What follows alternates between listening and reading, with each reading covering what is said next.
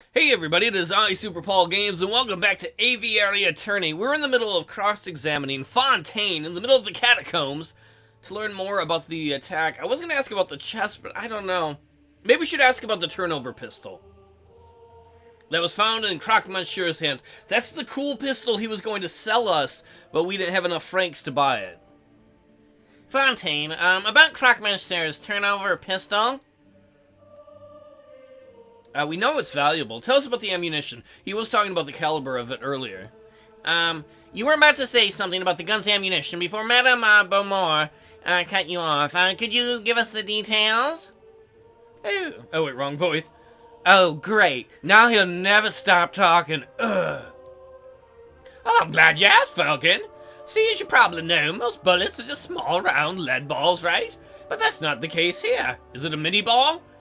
My balls aren't many. Hi-oh. Falcon, this particular weapon uses an advanced iron-tipped, aerodynamic, carefully grooved. Actually, it would be quicker if I just showed you.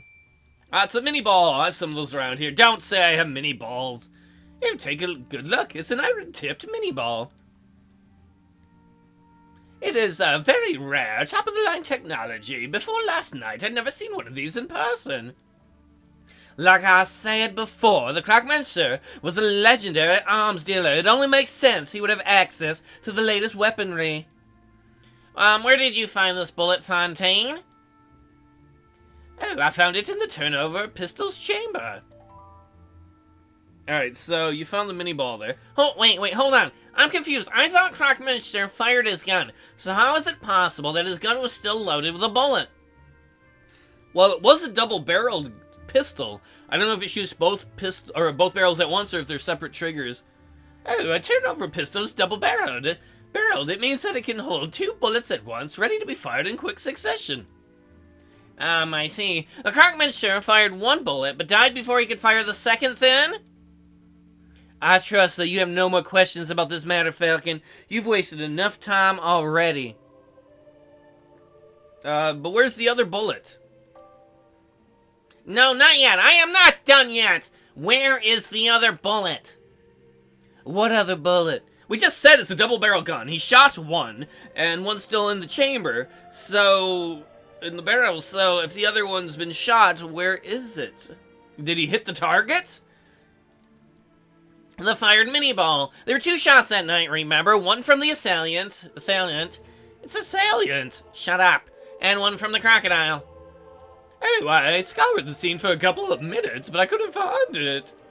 It's a pity. It would have been great to have 2 of these magnificent bullets. Madame Beaumont, did anyone find the fired mini ball in Cocorico's body? In his body? If you're asking if Cocorico was wounded by the bullet, no. That much is plain to see. So again, I must ask, where is the fired mini ball? Well, I don't have any clue. What are you trying to get at, Falcon? What if he shot Volerty? If Volerty was the one that shot the Croc? Isn't it obvious? If the bullet wasn't embedded in the alleyway wall, and it wasn't embedded in Cocorico, then that means... It flew sky high. It was a blank. It hit the murderer. Well, it was a blank. That doesn't help us. It flew sky high. That doesn't help us. But it could be, like I just said, in the murderer, and maybe it's Volerty? I always get his name wrong. Can't solve the mystery of his name. The bullet hit the murderer, the real murderer. It must still be embedded in whoever attacked Croc Monsieur. To the hospital! I doubt they'll let us go to the hospital. A ludicrous notion. Is it? If they're at point-blank range, it does make sense. It makes perfect sense. The double-barreled turnover gun, the missing bullet. Fine, I'll humor you. Let's say a bullet did indeed hit the real perpetrator. What of it? Well, it's only been a few hours since the shooting. Presumably, the person will still have the bullet lodged in them. Find the person with a unique iron mini ball embedded in them, and you'll find the real murderer. Falcon! Wow! That's some like Hercule Poirot, Sherlock Holmes stuff right there. Well done. That's reasonable, but we don't have the time nor the resources to search every citizen of Paris to uncover an injured gunman. Really, Beaumont? Are you that dumb? We can go to the damn hospital. You don't have to search everyone in Paris. I believe the murderer to be someone in this very room. No, it's none of these people. Remember, in the last episode, or 2 episodes ago, Sparrowson said he thought somebody else was hiding in the dark watching. I bet Valerty is around here. Oh, I hope I didn't give it away if I'm right. I haven't played this before, so... Oh, so you think we have a traitor in our ranks? I do. Either that or it's the judge. Or not the judge, the preacher man. This was obviously a planned attack. Someone invited Kokoriko and Crockmunster to the same place at the same time in order to create a setup. Well, the only one that would have done that is Volerty, because he gave the gun to Kokoriko. Only someone with a rebel's connections could engineer such an event. Oh. Now I'm thinking too much. This is where it's going to be somebody else, and I'm like, I'm a bad detective. This is ridiculous. Are you saying that someone in this room was shot last night? That's clearly untrue. Let's all get naked and find out, bro. A bullet wound can be concealed. Perhaps if you were to take off all your shirts, getting hot in here, and take off all your clothes. No, I am not having everyone in the room stripped down to their knickers just to cater to your outrageous theory. If you can't think of a more reasonable way to prove your straight bullet theory, then we end this damn trial here and now. A more reasonable way than everybody getting naked? Oh, I'm already ready to get naked. Sparrowson, now! I like to imagine Sparrowson starts to undress. I have a more reasonable way. Hey, what are you thinking, Falcon? Isn't it obvious? We have the perfect way to uncover whether someone has been shot. It is a genius solution. We have the bullet extractor. I thought we were going to pull a body out of the corpse, but Gustave Trevor's Explorer extractor device finds bullets and removes them. We just gotta rub that on people's genitals and stuff, or wherever they would have got shot.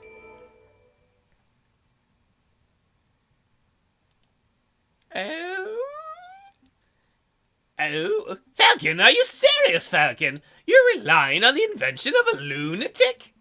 I've never been more serious in all my life.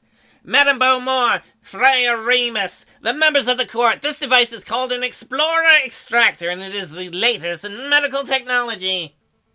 It looks like a children's toy. I assure you, this is no toy. It was designed to find and extract metal embedded in bodies. A battlefield bullet finder and remover, if you will. I'm intrigued. So you're saying you swing that device around and it finds a bullet in a person? Yes, well, sorta. I don't know. We haven't had a chance to practice with it, really. You might not wanted to mention that, Falcon. Madame, these bads are playing you for a fool. There's no way that such a device exists. We have seen this device work with our very own eyes. Sparrowson shall demonstrate. Me? Hopefully Sparrowson knows how to use it. Although he'll need something to demonstrate on. Well, we have a mini ball. Why don't we just use that? Here we have an iron-tipped mini ball as presented by Fontaine moments ago. Observe, I put the bullet in my closed fist. It now represents the fired bullet that is currently embedded in the murderer's body. Allegedly. Oh? Now, Sparrowson, we'll demonstrate what happens when my hand is scanned with the Explorer Extractor device. Wait! That wolf is the twin! Maybe it wasn't Valerty at all. I guess we'll find out. Oh, so I do this, I guess, and, It's humming and buzzing. Is it really detecting that bullet? Absolutely. What an intriguing device. Oh, what would happen if I were to hit extract right now? Don't do that. It might pull the bullet right through his bird fingers. Please don't. You remember what happened to that steak, right? Oh, my. What is this feeling? It feels like power! No, Sparrowson, no! Don't let it go to your head.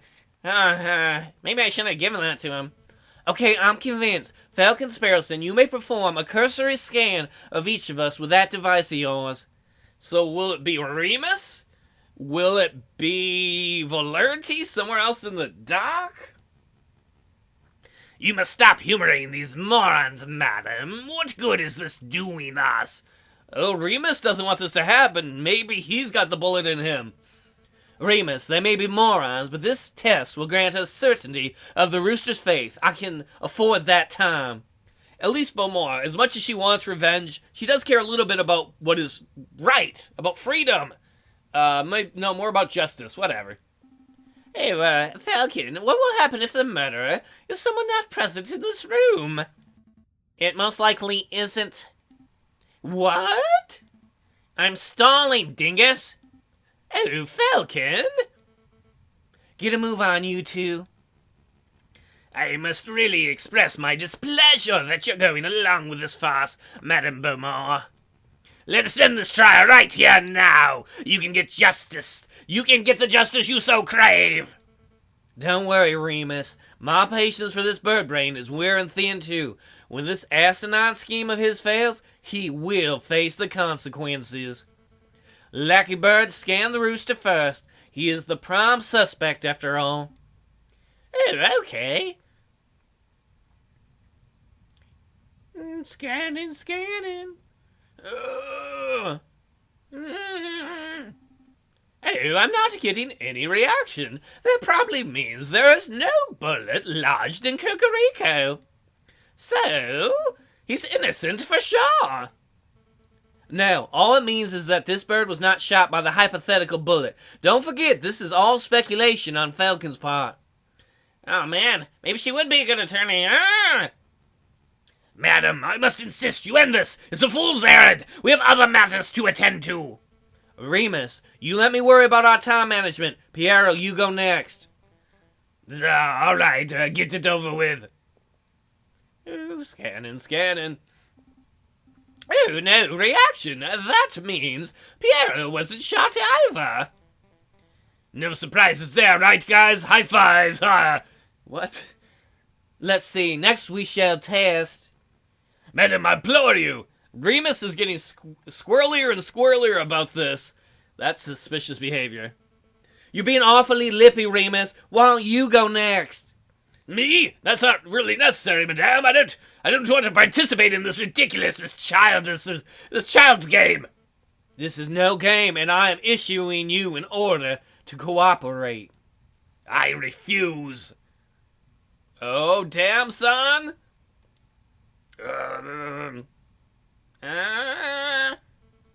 Piero, please restrain Remus. With pleasure, ma'am. Oh, damn. What's up now, Remus? What are you doing? Keep your filthy talons off me! I will not be manhandled by... You be parrot-handed. I'll stop there! You're making a mistake! Madam, think a little harder. I have an alibi. I was with you the whole evening. Maybe you weren't. You have a twin. It could have been the twin.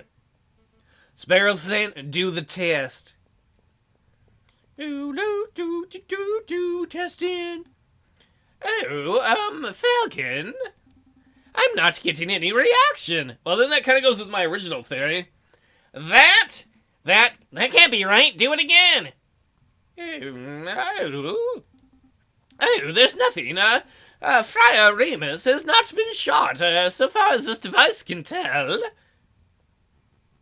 The utter nerve to manhandle a man of the cloth like me! Like that, even! As I said on the floor, madame, I was with you in Fontaine for the entire evening! I could not possibly be in two places at once! Oh, it's true. You were sitting in my line of sight exactly when the murder was supposed to have taken place. Oh, as was I. Right. Fontaine was sitting with us too, so that rules him out. And I know that I didn't perform the murder, obviously. Which means that every suspect has been accounted for. Not exactly. Go sit down, lackey. Your job here is done. Oh, no. Oh. You realize what this means, don't you, Falcon? Your little test failed. Your hypothetical bullet theory turned out to be an unsubstantiated speculation, pure guesswork. Shall we end the trial, madame? Wait. There must be someone we're not accounting for. Well, there are two people I can think of that we don't have accounted for. Number one would be Volerti, Rooster Cop. Number two would be Romulus, the judge who had escaped and Remus's brother. I just know it! There is someone else who could have been the shooter.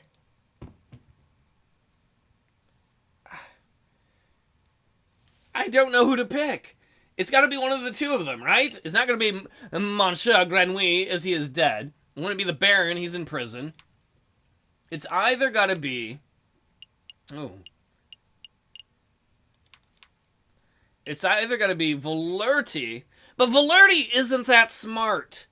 The more I think about it, like, I want to be like, he might have set Cocorico up, but maybe he was just really trying to catch the guy. Valerty, in all the times we've we've questioned him in court cases, he's not that smart. Whereas Romulus, we know, is a bad guy. I say 50-50 shot. You know, I think in that case, let's lean towards the guy we know is bad, rather than me accuse someone that might be really good. Hopefully I'm not wrong. Friar Remus, how is your brother, that man named Romulus? My brother? He was forced to flee the country by our oppressive government. You and I know that isn't true. Your brother is still in France. In fact, I think he's lurking in these very catacombs. Oh, an absurd notion. Your theories are getting more and more outlandish, Falcon. Where's your evidence?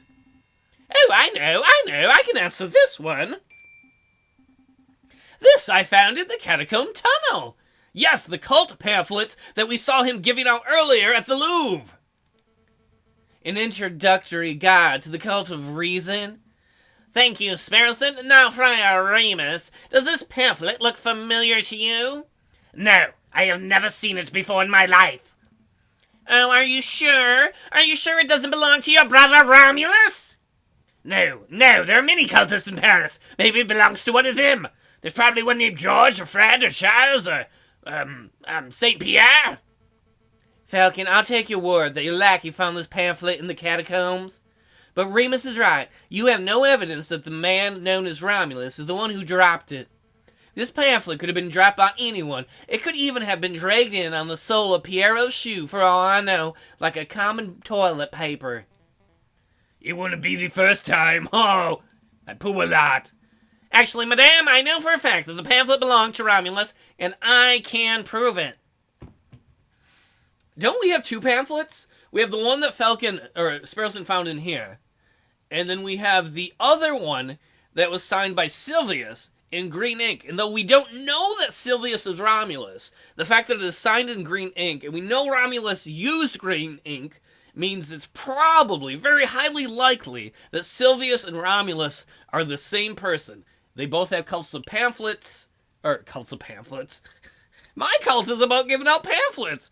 Well, that's so when you hand out pamphlets to join the cult, you've done everything? Yeah! So we will try the pamphlet on the cult of reason, signed in green ink by a man named Silvius. I hope it's right. A little while ago, while visiting the Louvre, I saw a man who looked very much like Romulus handing out pamphlets. As you can see, the pamphlet from the Louvre is identical to the pamphlet from the catacombs, except for one important detail. Romulus signed the Louvre pamphlet himself! Booyah! I'm the best. No way! My brother wouldn't do something so foolish. Do you see right here on the cover page? That is Romulus's signature. I admire your tenacity, Falcon, but something is blatantly wrong with your evidence. We know that the brother of Friar Remus is named Romulus, but this Louvre pamphlet of yours is signed Silvius. Clearly an alias. Romulus is on the run from the police, so he must have changed his identity. But the green pen, that is what stands out. That's what we got him for on the earlier case. That's like a plausible theory, but it's unsubstantiated. How do we know that this pamphlet was signed by Remus's brother? We know it was signed by Remus's brother because we have the pen that Sparrowson stole. Hey, we're not in a real court of law. It's all right, we stole evidence. This fountain pen? What's up now, Remus? Hey, where did you get that? Is it my brother's or mine?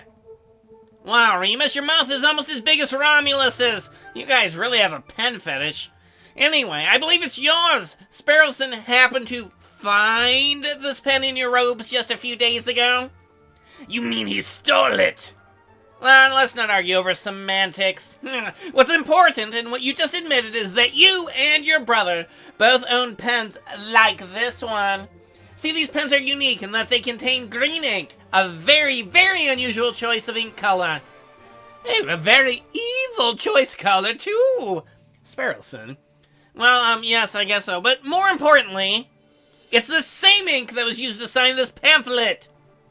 Since there are only 2 pens, there are only 2 possibilities. Either Friar Remus has been signing off on atheist cultist propaganda. I would never do such a thing. Or his brother has been using his identical pen to sign cultist propaganda, the same type that was found in these very catacombs. Impossible! My clumsy oaf of a brother lost his pen a week ago. Oh? Oh, so then the only explanation is that you lent him your own. No. See, you see.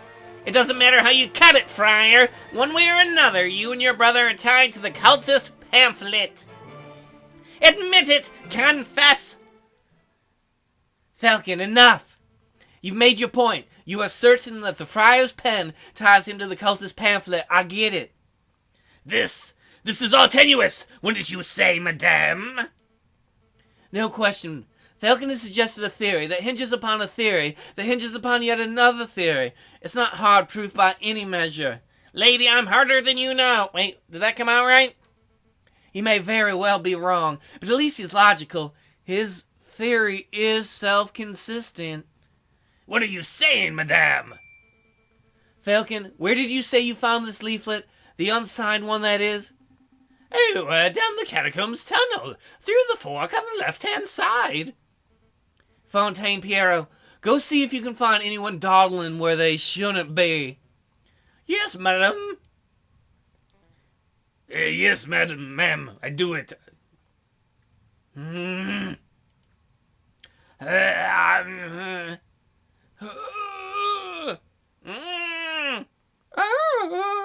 Sorry, I wanted to sing. In a moment, one of 2 things will happen. Either Piero and Fontaine will return empty-handed, in which case I'll have no choice but to execute Cocorico. Oh, crap! And then I will have to execute you, Falcon, and you, Sparrowson. No! Us? Oh, no. Not because of what you've seen tonight, although that's admittedly a problem, but because your lies would be treasonous to our new republic. Oh, man. Hey, I didn't sign up for this. Or Piero and Fontaine will return with a prisoner in tow, in which case... Hey, we'd be free to cut Cocorico down and skedaddle. Surely not, madame. You're not going to let these 3 walk free after everything that's happened here. Remember what this rooster did to your father? What a cock! Hold your tongue, Friar. If it turns out you've been deceiving me all this time, you can't trust these guys. Fontaine, Piero? Madame Beaumont, look what we found. Silvius, Romulus! Ow, stop shoving me. I can walk myself. Uh-oh. Remember, the twins have similar voices. Well then, we really do have a ghost in the catacombs. Introduce yourself, Wolf.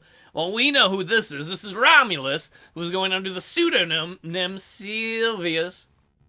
Very well, mademoiselle. My name... Madame? Right, sorry, madame, whatever, my name is Silvius. Oh, don't you mean Romulus? That alias isn't fooling anyone, your honor. All right, I am Romulus, twin brother of Remus and loyal servant to the rebel cause. That is the whole truth. He's telling the truth, madame. Long live the Second Republic. Right, guys? We're all in it together, huh? I have a lot of questions, both for you, Romulus, and for you, Remus. I don't appreciate being lied to. It seems you have your hands full, so we'll just be taking our leave if you don't mind. Not so fast, Falcon. Your theory is still unproven. Well, why don't we just use the radiometer on Silvius? But what if he wasn't the one who killed him? What if it was Valerte? If it turns out that Romulus has no bullet in him, then you would have no evidence that implicates him of Croque Monsieur's murder. Cocorico would still be the prime suspect. Bullet? And me, ha? What are you guys on about? Spare me, Fontaine. Hold him down. Hold me down! Ow! Ow! I'll get off of there! Ow! Sparrowson, do your test. Oh no, I don't want Cocorico to die! Oh man, I'm still worried it's Volerti that he set him up. Oh, I'm on it! Maybe I'm just really bad at being a detective, I hope so. I am bad at being a detective, yes! I've never been so happy to be bad at being a detective in my life. It's buzzing. It's really buzzing around his shoulder. Oh, I see blood. Definitely a bullet wound there. That's an old bullet, a war wound I got fighting in Algeria in 36. Obviously a desperate lie. My brother's completely honest, madame. He's a veteran. He was shot in battle. Oh, you know, I could just extract the bullet right here and now. That would remove all doubt. It's true, if we remove the bullet, we will see what the bullet type is. If it's a mini ball, then we know he was shot by Monsieur Croc. Do it. Extract that sucker, Sparrowson. Hopefully it doesn't kill him. Oh! Ah! Oh, wow, it sucked it out like a pip from a grapefruit. Oh, hey, look at that. If I'm not mistaken, this is one of them newfangled bullets, right, Fontaine? Oh, there's no mistake. The iron-tipped mini-ball, just like the one in Croque-Monsieur's gun. And do you realize what this means, madame? It clearly demonstrates that Romulus confronted the Croque-Monsieur before Cocorico arrived. This is undeniable undeniable evidence that Cocorico had nothing to do with the crocodile's death. You're right. I made a mistake. I haven't forgotten what the rooster did to my father, but this bird clearly had no part in the killing of Croque-Monsieur. Therefore, I cannot honestly call him an enemy of the Second Republic. But more, I'm glad that you believe in justice. Your friend is free to go. Fontaine, cut the rooster down. Right away, madame. Free, Cocorico. Thank you, madame. For what? For giving us an opportunity to show you what justice looks like. Before you asked what the difference is between revenge and justice, and I replied fairness. Well, I don't know if this trial was perfectly balanced, but you let us present our side of the argument uninterrupted. Way better than when Romulus was the judge. It was fair. Maybe you should be a judge. Piero and Fontaine will help you carry your friend to the tunnel entrance. Hey, we're on it, madame. Will you be okay by yourself with two wolves? These toothless old dogs, I think I'll manage. Of course. Watch out, they're bad news. Come on, Sparrowson. Come, brother, to your feet. So, cultists? Cultist is such a strong word. Listen, mademoiselle. Don't mademoiselle me. I shall be asking the questions here. Tell me, Friar, are you a cultist too? Madame, I am just a humble servant to God. I never realized how poisonous your words are. You've been spewing lies since the start, haven't you? Madame. You're in trouble, bro. At least tell me why you two killed Croque-Monsieur. Because... Allow me, brother. You want to know the truth? You can't handle the truth. We want exactly the same thing as you. We want a world without class, a world without false rulers and gods, a world where only the reason of man reigns. A world of true equality and fairness. That is what you strive for now. But you cannot achieve such a goal without violence. Your methods are too passive, too naive. So we set up a situation where you would be forced to go into action. Make the government look like murderers to the rebels, and make the rebels look like murderers to the government. Then you would be forced to take up arms. You forced a violent revolution? Another lie. But that was the truth. You claimed you wanted equality, but you just want a world where you stand above everybody else, a world where carnivores reign. You're a rabbit animal at heart. You got me, yeah. But can you honestly say you never wanted power for yourself? You're a carnivore too, don't deny it. No, I've never wanted power. Suck on that, Sylvius. All I've ever wanted was a world where no child has to grow up without a father. Did you know that Croque-Monsieur was something of a family man? And he confided in me that he had 5 children and a late wife. Well, tell her to show up earlier. Uh-oh. I had no idea. Tell me, Romulus, do you have children? Me? No, mademoiselle, Uh-oh. Well, so much for Romulus. Brother! As for you, Friar, Get out of here! You aren't going to kill me? I ought to. You are the worst kind of person. A man who'll cling to any ideology to claw his way higher. But I know you weren't the one to pull the trigger on Croque-Monsieur. Maybe, just maybe, there's a slither of goodness left in you. Go! Yeah, I'm gone. Is this what justice looks like? Well, Romulus got justice. He tried to railroad innocent people. It's so uncaring. Dun, dun, dun. Wow. Ooh, I didn't know if we were going to save Cocorico. That was up and down, and that was a long, long case. That was really cool. I don't know what the next case is going to be. There's one case left in the game. Thanks so much for watching, everybody. I had a lot of fun. It'll be interesting to see what happens next with the Revolution. I would think we're going to see Remus again, but I'm not sure. We won't see Romulus again. Take it easy, everybody.